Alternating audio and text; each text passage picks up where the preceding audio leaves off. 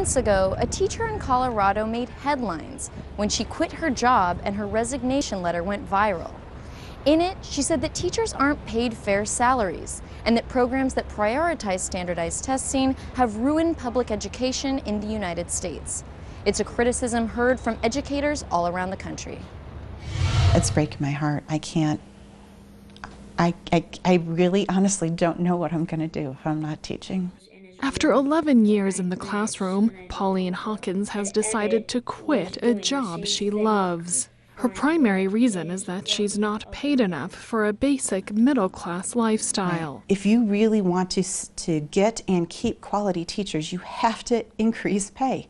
We cannot survive as teachers here in Colorado. Pauline didn't go quietly. Rather, she published her resignation letter nationally on the popular website Huffington Post. This is not okay what you're doing to teachers. She called the move a form of protest and a way of standing up for fellow teachers. To show us that you appreciate us and respect us, and the only way that you can actually do that is by increasing the pay. I can't even tell you how many times a parent or even a student has said to me, I pay your salary, you know, and the fact that they think that they can say that to us, it is so disrespectful. According to most studies, Colorado teachers rank in the bottom half nationally when it comes to pay.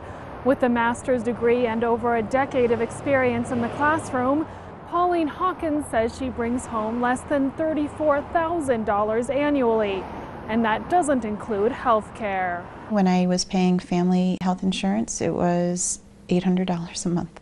Pauline says the only financial advantage of teaching is that it gives access to a public pension system that historically has been generous. That was probably the only reason that would have kept me here, is that retirement. But at the end of the day, I was like, no, it's just not worth it.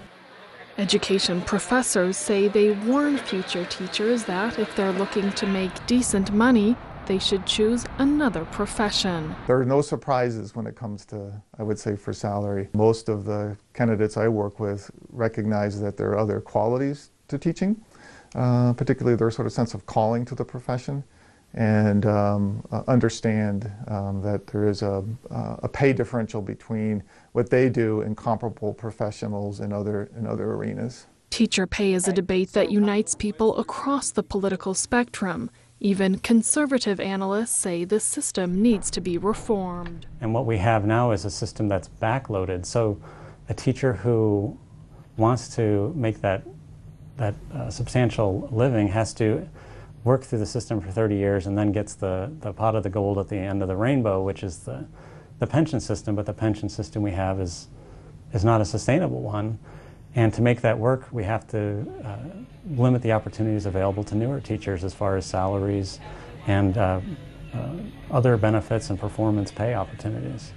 And the structural problems go even deeper. The predominant pay model in education, and it's still in Colorado for most places, is one that was created in the early to mid-20th century for a time when most teachers were expected to be not the main breadwinner in the home, were often women who had another income coming to support them.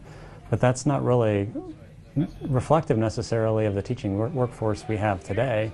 And if we want to bring the best and brightest into the profession, keep them, we need to reward them and give them opportunities to make more salaries earlier in their career. Perhaps those reforms will happen, but for veteran teachers like Pauline Hawkins, it's too late.